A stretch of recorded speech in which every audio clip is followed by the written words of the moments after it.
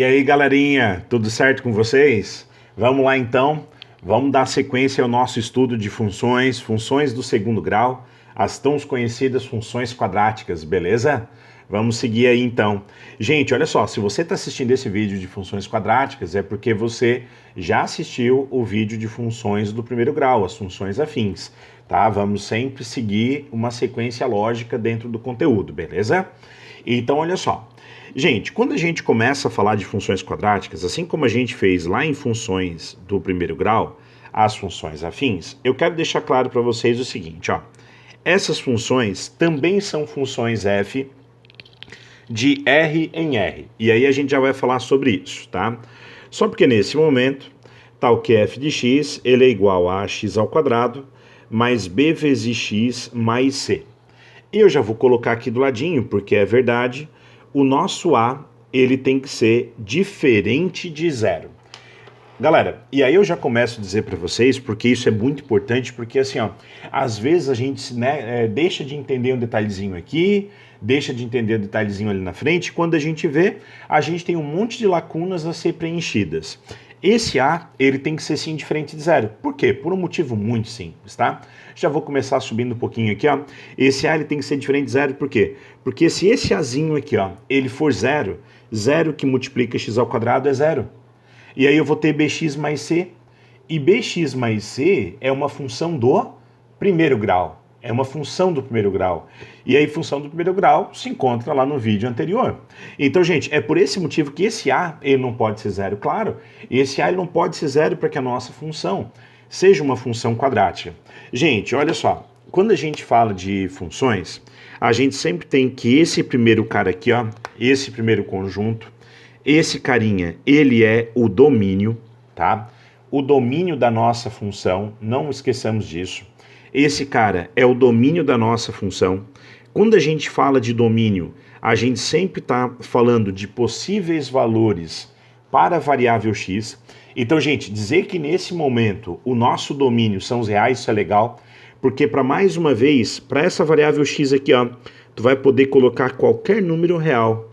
Gente, qualquer número real tu pode botar natural, inteiro, racional, irracional, qualquer número real. Gente, então, ó, tanto que como o domínio ele está associado aos possíveis valores de x, é por esse motivo que eu vou botar aqui, ó, graficamente o domínio da função, a gente olha para o eixo x, tá? Gente, se esse cara é o domínio, esse aqui é o nosso contradomínio.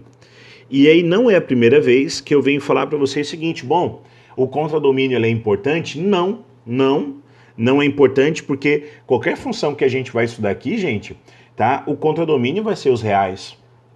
Aí tu vai dizer assim, tadinho, mas o contradomínio é importante? Não. Quem vai ser importante vai ser a imagem. A imagem sempre é um cara que está dentro do contradomínio. Antes até de seguir, eu vou anotar aqui, ó, vou pegar até uma canetinha vermelha, e eu vou anotar aqui, ó, embaixo da palavra imagem. Gente, essa questão hoje de imagem, isso vai ser muito legal, tá? Olha só, imagem, a gente sempre deve olhar para o eixo Y. Então, enquanto o domínio a gente olha para o eixo X, a imagem a gente deve sempre olhar para o eixo Y. Gente, e aqui, ó, eu já vou botar, tá, em letra bem grandona, porque eu quero que vocês também anotem aí, ó. A imagem de uma função quadrática nunca será os reais. Nunca. A imagem de uma função quadrática nunca será os reais. Aí vocês estão aí em casa pensando o seguinte, tá, Edinho, mas não é os reais? Não. Tá, mas e quem é que vai ser então? Por isso que eu tenho dificuldade. Não, calma. Olha só, a imagem nunca vai ser os reais, mas vai ser sempre um pedaço dos reais. Deixa eu chegar lá no exemplo que eu consigo mostrar isso para vocês. Beleza, gente? Olha só, e aí dando continuidade... Gente, e aí é o seguinte, ó. Dando continuidade, a gente tem que o gráfico dessas funções do segundo grau, vamos puxar uma setinha lá de cima agora, para cada vez ficando mais organizado. Olha só o nosso estudo. Eu quero que vocês anotem aí, ó. Gente, a gente sabe muito bem que o gráfico dessas funções são parábolas, beleza? O gráfico dessas funções são parábolas. E também, de cara, eu bastei falar isso, E vocês já lembraram que as parábolas são essas curvas aqui, ó, onde a gente tem essa concavidade, onde eu tenho a concavidade, essa abertura para cima, tá? Ou onde eu tenho a abertura para baixo e é onde fica a concavidade para baixo. E aí, gente, de cara, o que eu vou dizer para vocês, o que eu quero que vocês anotem aí, ó, como se fosse presente para vocês. Edinho, por quê? Toda vez que vocês pegarem uma função, tá? E vocês olharem para esse azinho, tá? Para esse azinho, tu já vai saber de cara o comportamento da concavidade, tá? Tu já vai saber o comportamento da concavidade. Ah, Edinho, por quê? Porque, gente, ó, se vocês olharem para esse azinho, tá? E ele for maior do que zero, então olha só, se o nosso azinho for maior do que zero, tá? Se ele for positivo, a concavidade é para cima, tá? A concavidade da tua parábola vai ser para cima. É onde ficou a carinha de feliz. Olha só, uma carinha sorrindo. Olha que bonitinho. Então, gente, ó, se esse A ele é maior do que zero, se esse A é positivo, a concavidade é para cima. Gente, se o nosso Azinho ele é menor do que zero, se esse Azinho ele é negativo, a concavidade da nossa parábola é para baixo, tá? É onde fica a carinha de triste, ó, carinha, viu? Vocês viram pelo som aqui, não viram pela imagem, mas ó, beicinho, tá? Carinha de triste, beleza? Olha só. E aí depois você, né, olha o que a gente não faz para que vocês entendam tudo certinho. Olha que massa. Gente, então concavidade, é só tu olhar pro Azinho. A maior que zero, concavidade para cima. A negativo, concavidade para baixo. Gente, tu lembra lá da função do primeiro grau? Do AX mais B, que o nosso B era o termo independente. Gente, nesse momento, o nosso termo independente é o nosso Czinho aqui, ó. Tá? O nosso Czinho, ele é o nosso termo independente, tá? Ele é o nosso termo independente. E não esqueçamos de que o termo independente é justamente o ponto em que o gráfico de f intercepta o eixo, lembram? Interceptam o eixo y, o eixo das ordenadas. Então, gente, olha que massa, olha que top. Tu vai ter a tua função, f de x igual a x ao quadrado mais bx mais c. Tu vai olhar para o azinho, tu vai saber de cara se a concavidade é para cima ou para baixo. Tu vai olhar o czinho, tu já sabe onde a tua função vai interceptar o eixo y. E aí eu pergunto para vocês, tá, e esse bzinho aí? E esse bzinho, qual é o papel desse bzinho? Gente, aí é que tá. Em relação a esse bzinho, vou até puxar uma seta aqui para baixo. E eu vou botar 3 gráficos aqui embaixo, tá? E eu vou botar 3 gráficos aqui embaixo. Então, olha só, eu vou até fazer 3 planos cartesianos, bonitinho, tá? E aí, olha só, eu já vou dizer para vocês o que vai acontecer aqui, tá? Eu vou botar 3 planos cartesianos. Nesses 3 gráficos, a concavidade vai ser para cima, para não induzir vocês a nenhum tipo de erro, nada. A concavidade vai ser para cima, mas olha só, eu já vou dizer o que eu quero para que vocês já vão pensando. Em um deles, o B é igual a 0, o outro, o B é positivo e o outro, o B é negativo. Deixa eu subir, tá? Deixa eu subir, vocês não perderam nada, que eu só estava fazendo os 3 planos cartesianos aqui, tá? Então, olha só, eu vou pegar esse daqui, esse primeiro exemplo, e eu vou fazer assim. Tá? Eu fiz uma parábola assim. Esse daqui eu vou fazer a parábola também voltada para cima, tá? Como eu tinha comentado para vocês. Só porque eu vou botar ele assim. E aqui eu também vou botar a concavidade para cima. E aí eu vou botar assim. Então tá aí, ó. Vocês têm 3 parábolas, beleza? Gente, e aí eu pergunto algumas coisas para vocês. A primeira coisa que eu quero começar perguntando é o seguinte, não esqueçam. Eu quero saber, eu botei 3 exemplos porque eu quero que vocês percebam muito bem o que acontece com esse Bzinho, tá? Então eu puxei uma seta desde lá de cima desse Bzinho para a gente analisar ele aqui embaixo. Eu tenho certeza que muitos, mas muitos de vocês estão aí em casa e estão olhando, tá? E estão olhando para esses 3 gráficos e se eu perguntasse assim, ó, Gente, qual deles o B é igual a zero? Vocês iam dizer, Edinho, o último gráfico. O último gráfico. Beleza. Eu vou colocar aqui realmente que esse o B é igual a zero, porque é verdade, nesse momento o B igual a zero ele vai aqui, tá? E se eu perguntasse o gráfico 1 ou o gráfico 2, qual o B seria positivo?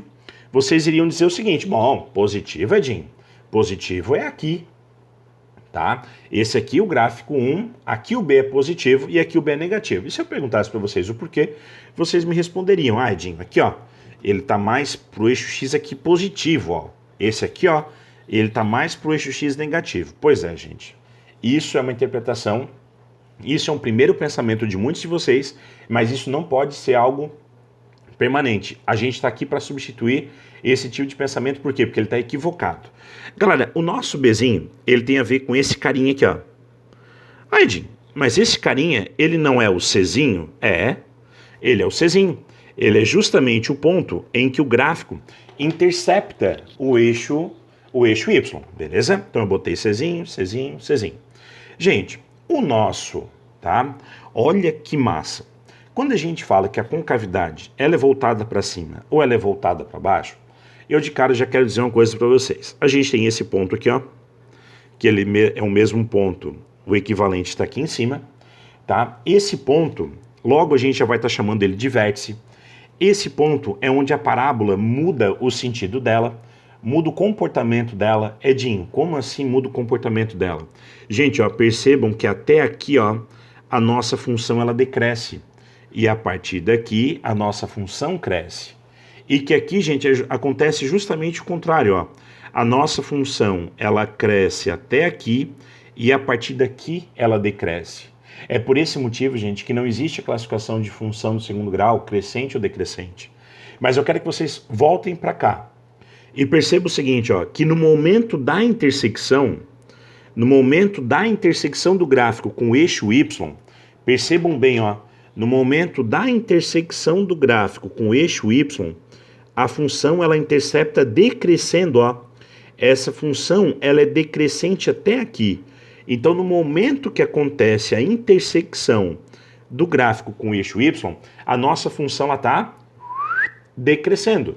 Se ela está decrescendo, é por esse motivo que B é negativo, tá?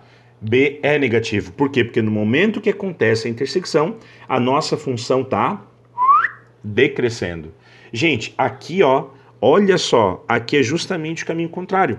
A nossa função, ela decresceu até aqui, tá? E a partir daqui, ela está crescendo. Ou seja, no momento que acontece a intersecção do gráfico com o eixo Y, a nossa função, ela já está crescendo. É por esse motivo que B é maior que zero. E aí, gente, olha que massa o nosso cérebro é fantástico. Porque apesar de a gente não ter esse conhecimento aqui antes, a gente já acertou que aqui o B é igual a zero. E é verdade. O B é igual a zero, por quê? Porque esse ponto que ele está aqui embaixo, ó, ele está justamente sobre o eixo Y. Tá? A nossa parábola ela muda justamente o comportamento, gente. Aqui, ó, ela decresce até aqui e a partir daqui ela cresce. Por esse motivo que aqui o B é igual a zero. E aí tu vai olhar para mim e tu vai dizer assim, ó, Taide, mas para eu fazer o gráfico, gente, para a gente poder pegar uma função e fazer o gráfico, eu quero que vocês percebam o seguinte, tá? Tá faltando só dois detalhes para eu passar para vocês. Galera, esse A, esse B e esse C, eu quero que vocês percebam que isso é de graça. Azinho, positivo, com cavidade para cima. A negativo, com cavidade para baixo. Ah, Edinho, mas e se esse A ele for zero? O A nunca pode ser zero. Senão a função é a função do primeiro grau e o gráfico é uma reta. Czinho, olhou o Czinho? Ponto de intersecção do gráfico com o eixo Y, tá? O ponto em que o gráfico intercepta o eixo Y.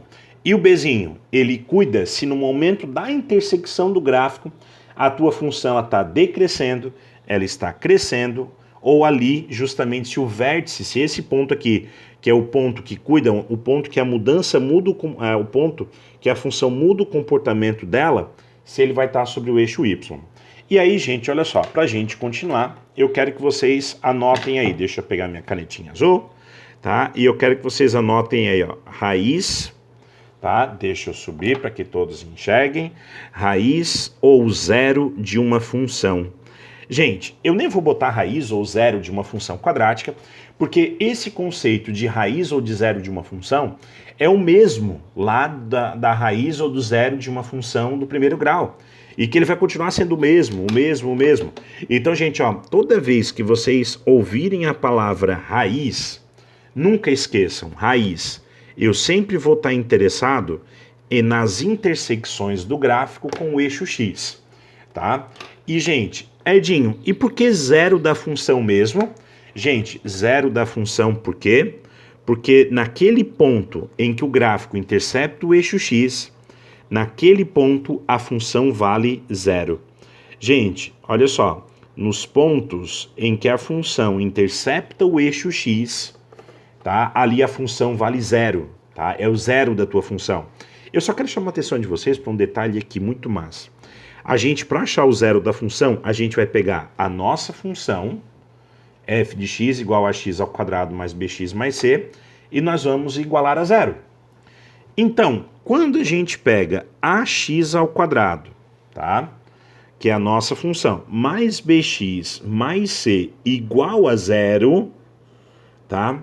Gente, ou seja, a partir do momento que a gente pega a nossa função e iguala a zero, a gente tem uma equação do segundo grau. Vou anotar aqui, ó. Equação do segundo grau. Gente, e quando a gente fala de equação do segundo grau, eu vou ser bem sincero para vocês, tá? Eu tenho preferência por resolver equações do segundo grau por soma e produto, tá? Soma e produto é um cálculo mental, é um procedimento muito mais rápido do que fazer pela fórmula. Mas nesse momento, como o foco da aula não é exatamente as funções, as equações do segundo grau, eu vou deixar nesse momento vocês à vontade para resolver essa equação do jeito que vocês quiserem, tá? Eu quero que vocês tenham, nesse momento, liberdade para escolher o caminho de vocês, se vocês vão fazer por soma e produto ou se vocês vão fazer pela fórmula, tá? Basicamente, tecnicamente, eu gosto muito de resolver por soma e produto. O cálculo mental, ele é muito mais rápido. Mas olha só, aí nesse momento você vai dizer assim, Edinho, com o que a gente tem aqui, a gente já consegue fazer o gráfico? Gente, para que o gráfico fique perfeito, tá? Perfeito, tá faltando um detalhezinho. Que detalhezinho é esse? Eu quero conversar com vocês sobre o vértice, tá? A gente vai falar sobre o vértice da nossa função, tá? O vértice da nossa parábola. Gente, e aí, olha só. Eu vou até pegar, tá? Essa nossa aula de funções quadráticas, ela vai ser dividida em duas partes, tá? Porque, como eu tenho falado para vocês, eu não quero que as nossas aulas fiquem muito grandes. Então, esses desenhos que eu estou fazendo aqui nesse momento, ó, esses gráficos que a gente está fazendo aqui, eu quero que vocês tenham aí bonitinho, tá? É muito interessante que vocês tenham detalhadamente isso daqui, tá? E aí o que a gente vai fazer? Edinho, tu pegasse dois planos cartesianos. Pois é, gente. Eu peguei dois planos cartesianos porque eu quero pegar aqui uma concavidade para cima e eu quero pegar aqui uma concavidade para baixo, uma função com a concavidade para baixo. O que a gente vai falar nesse momento é justamente desse ponto aqui, ó, do vértice, tá? Esse vértice que ele é o cara das nossas funções quadráticas. Vocês vão perceber que logo esse ponto ele vai ter uma dimensão muito grande, tá? Esses pontos, eles vão ter algo muito importante, algo muito legal, assim, principalmente quando se fala em resolução de exercícios. Olha só, antes de qualquer coisa, eu quero que vocês observem que, tá, essas duas funções, ambas possuem duas intersecções com o eixo x, que a gente vai chamá-las de x1 e x2, tá? Eles possuem duas intersecções, ó.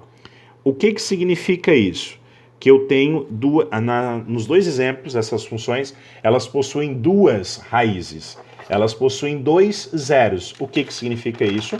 Significa isso que quando tu for achar as raízes dessa função e tu pegasse essa função e igualasse a zero, tu achasse dois resultados aqui, tá?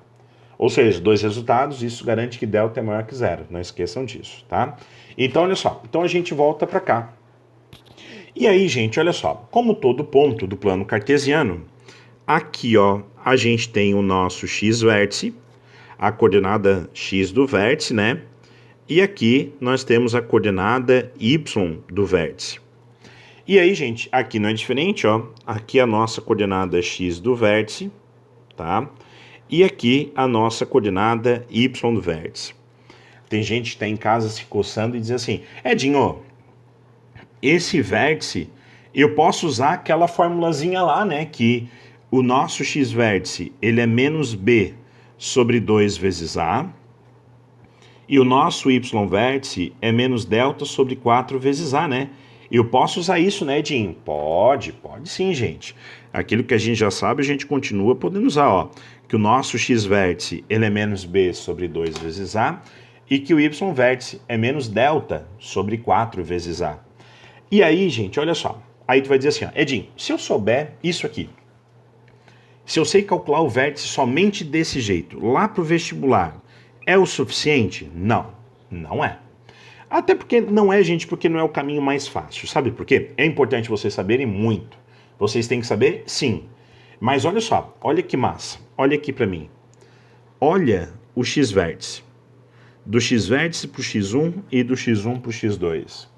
Olha pra cá, do x-vértice pro x1 e do x-vértice pro x2. Ah, Edinho, o x-vértice ele tá no meio, né? Não, gente, não é que ele tá no meio. O x-vértice, pela questão de simetria da parábola, ele está exatamente no meio. Ele está exatamente no meio. Isso significa o quê, gente? Que o nosso x-vértice, ele está no meio das raízes. Tá? Se ele está no meio das raízes, ele é a média aritmética das raízes. Edinho, como assim? Olha só, gente, ele está no meio das raízes. Tipo, se as raízes são 1 e 3, o x-vértice é 2. Tá? Se ele é 1 e 5, quem é que está no meio? O 3. Se tu tens as duas raízes, 1 e 2, quem é que está no meio? 1,5. E assim vai. Então não esqueçam, ó, o nosso x-vértice, ele é um cara que está no meio das raízes. Tá? Escrevam isso, ó. Escrevam isso, ó. O x-vértice, tá? Está exatamente, escrevam isso, exatamente no meio, tá? Exatamente no meio das raízes. Gente, isso aqui é uma linguagem bem informal, mas que funciona, tá? Na hora que vocês forem estudar, ter esse tipo de anotação, ó. Ele tá exatamente no meio das raízes. Gente, e aí olha só, aí tu tá olhando para cá e pensando assim, bom, Edinho, eu até entendi, mas daí como é que eu vou achar o y-vértice? Ah, gente, fácil. Tu vai calcular menos delta sobre 4 vezes a? Tu vai calcular o menos delta sobre 4 vezes a aqui? Não. Olha aqui para mim, ó. A partir do momento que tu pega o x-vértice, no que tu vai lá na função, tu acha quem? Tu acha o y-vértice. Ou seja, o y-vértice tu vai lá na tua função f e no lugar do x tu coloca o x-vértice. Tá, Edinho. Beleza. Essa última parte eu não entendi muito bem. Gente, se tu não entendeu muito bem, não tem problema. Vem aqui para baixo. Gente, vai lá. Vamos pegar o nosso primeiro exemplo de uma função quadrática aí, ó.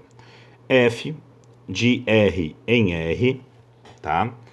Tal que f de x é igual a x ao quadrado menos 4 vezes x mais 3. Beleza? Olha só, domínio contra domínio. Tá quase chegando a hora de falar sobre imagem. E olha que massa. Deixa eu fazer o nosso plano cartesiano aqui bonitinho, pá. Eu vou botar aqui, ó, eixo y, já vou subir, fiquem tranquilos, tá? Olha só, já vou botar aqui eixo y, tá? Eixo x, eixo y, eixo das abscissas, eixo das ordenadas. E vamos lá, com muito carinho, vamos fazer agora. Galera, olha só, aqui eu tenho 1x ao quadrado, com cavidade para cima, tá? A nossa função, ela vai estar sorrindo, até porque o nosso a é maior do que zero, o nosso a é igual a 1. A nossa função, ela vai estar sorrindo, beleza? Esse 3 é justamente o ponto em que o gráfico intercepta eixo y. Então, ó, vou vir aqui, ó, 1, 2, 3, beleza? tá? Gente, olha só. Ah, Edinho, o B é negativo. Isso, perfeito. Como o B é negativo, significa que o nosso gráfico, no momento que ele passar por aqui, ó, ele vai passar ainda decrescendo. Olha que massa. Isso tudo, gente, a gente só sabe analisando A, B e C. Edinho, como é que eu acho os pontos em que a função intercepta o eixo x? Não esquece, gente. Para achar os pontos em que a função intercepta o eixo x, a gente sempre pega a função igual a isso, igual a zero. Gente, aqui é que eu falava para vocês, ó. A gente chegou numa equação de segundo grau. Equação de segundo grau, resolvam do jeito que vocês quiserem resolver. A gente vai fazer aqui sempre por soma e produto. Olha que fácil. A gente está buscando dois números, tá? Vou até fazer aqui com a caneta preta. A gente, soma e produto é sempre assim, ó. Deixa eu anotar aqui rapidinho para vocês também terem, ó. A soma das duas raízes, tá? Que eu estou chamando de x' e x duas linhas agora. Menos b sobre a. E o produto das duas raízes é c sobre a. Então, olha aqui para mim, ó. A gente está somando duas raízes. Essas duas raízes, a soma delas tem que dar menos b sobre a. A é 1. Menos b. Quem é menos b? Se o nosso b é menos 4, menos b é 4. E esses dois números, além de somarem e tem que dar 4, a multiplicação tem que ser c sobre a. 3 sobre 1, 3. Gente, olha que massa. Quando tu pensa em dois números se multiplicando dando 3, tu pensa no 1 e no 3. E quando tu soma esse 1 mais o 3, vai dar 4. Isso significa o quê? Que uma das raízes é 1 e a outra raiz é o 3. Porque a multiplicação tem que ser 3 e a soma tem que ser 4. Ah, Edinho, eu tenho muita dificuldade para soma e produto, então se liga aqui no canal que toda vez que a gente for resolver uma equação do segundo grau, a gente vai resolver por soma e produto. Isso é uma questão de treino, tu vai ficar muito bom nisso, mas sempre tu deve pensar primeiro aqui, ó, na multiplicação, tá? Sempre pensa primeiro na multiplicação, isso facilita muito o nosso raciocínio. Então, gente, ó, como as nossas raízes são 1 e 3, tá? Isso significa o quê? Que aqui eu tenho 1, tenho 2, tenho 3, significa que a nossa função passará por esses dois pontos aqui, beleza? Passará pelo ponto 1 e pelo ponto 3. Galera, olha que massa. O nosso x-vértice, ele está no meio das duas raízes, exatamente no meio. Isso significa o quê? Que o nosso x-vértice... o nosso x-vértice é 2? Aham. O nosso x-vértice é 2. E agora chega o momento de entender isso aqui, ó. Ah, Edinho, eu não entendi como é que se calcula o y-vértice. Que tu disse que a gente pega a função f e no lugar do x bota o x-vértice. Então o x-vértice é 2, vai calcular f de 2. Quem é f de 2? Vem aqui, gente, ó. 2 ao quadrado menos 4 vezes 2 mais o 3. Substitui o x por 2. 2 ao quadrado vai ficar 4. Menos 4 vezes 2 fica 8. Mais o 3. 4 mais 3 fica 7. 7 menos 8, menos 1. Isso significa o que, gente? Que menos 1 aqui no eixo y. Esse menos 1, ele é muito importante, tá? E aqui, gente, ó, esse é o nosso vértice. Se o nosso vértice é esse ponto, tá? Se o nosso vértice é esse ponto e a concavidade é para cima, agora não tem mais como errar. A nossa função tá aqui, gente, ó. Tá? Justamente indo lá para cima, ó. Olha que massa. Essa é a nossa função. E uma coisa, para terminar o nosso vídeo assim, ó, com chave de ouro, é relembrando o quê? Esse primeiro R, domínio, possíveis valores para a variável x. Esse segundo R, contradomínio. Dentro do contradomínio eu tenho a imagem. E eu botei aqui, ó, a imagem nunca será os reais. Edinho, a imagem é quem? E eu disse, olha para o eixo y. Gente, essa nossa função aqui, esse cara, ele é o nosso domínio. Esse cara é o nosso contradomínio. E quem é a nossa imagem? A imagem no que tu pega esse gráfico e faz assim, ó, tum. Pega esse gráfico e faz assim no eixo y, tum. pega ele e joga ele lá para o eixo y, o que que acontece? O menor valor de y atingido é o menos 1. O menor valor de y atingido é o menos 1. Isso significa que todos os valores de y estão de menos 1 para cima. Isso significa o que, gente? Que a imagem dessa função é quem? É o intervalo fechado em menos 1, indo para mais infinito. E no mais infinito o intervalo é aberto. E intervalo aberto, gente, a gente tanto pode escrever como esse parênteses, como colchete virado para fora. Parênteses, uma linguagem muito utilizada na UFSC. Colchete virado para fora, parênteses. Beleza? Edinho, por que a imagem não é os reais? Porque os reais seriam de menos infinito a mais infinito, tá? De menos infinito a mais infinito. E é só de menos 1 para mais infinito. Tá bom, gente? Ó, beijão, fique com Deus. Obrigado, valeu, até a próxima aula, tá bom? Abração, tá? Olha só, imagem, coisa massa. Agora você já sabe calcular a imagem de uma função quadrática. Show de bola. Abraço.